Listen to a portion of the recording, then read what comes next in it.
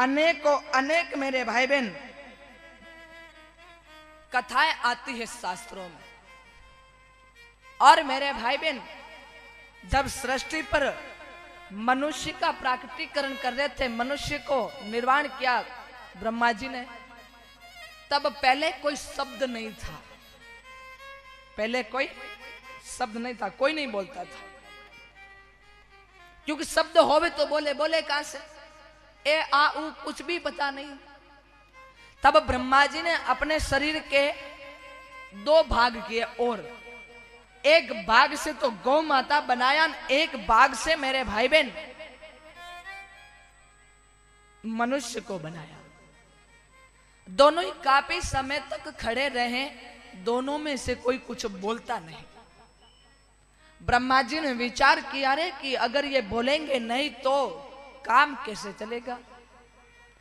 तब मेरे भाई बहन गौ माता ने विचार किया रे भाई इनके पास तो कुछ शब्द नहीं है, और गौ माता मेरे भाई बहन खुद ही शब्द का प्रकट किया है, और वो शब्दों की रचना करके एक ही स्वर में बोली, और वो एक ही शब्द बोल करके हमेशा हमेशा के लिए मौन धारण कर लिया। और वो शब्द है मेरे भाई बहन, और एक ही प्रणनाद किया, मां।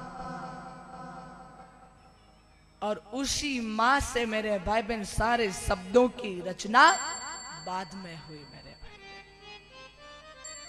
और आज भी इस बात का प्रमाण है मेरे भाई बहन कि जब भी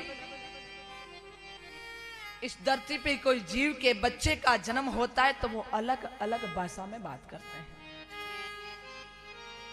बात समझना मेरे भाई बहन, अगर घोड़ी के बच्चा जन्मता तो हिनहिनाता है, गद्दी के बच्चा जन्मता तो रेंगता है, शेर के बच्चे जन्मता है तो दहाड़ता है, बकरी के बच्चा जन्मता तो म्याम्याता है, और कुतिया के बच्चा जन्मता है तो भौंकता है, और भैंस के बच्चा जन्मता तो सोता है।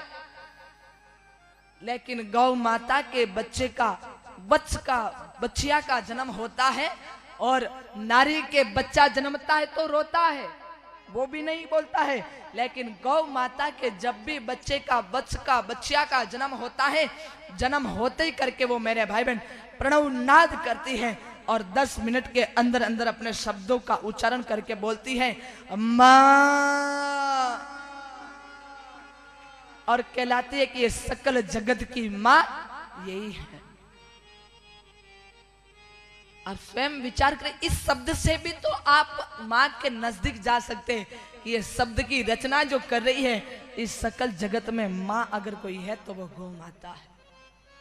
हमेशा एक बात का ध्यान रखिए मेरे भाई बहन कि नारी अपने बच्चे को दूध पिलाती है तो कोई ना कोई अपेक्षा जरूर रखती है।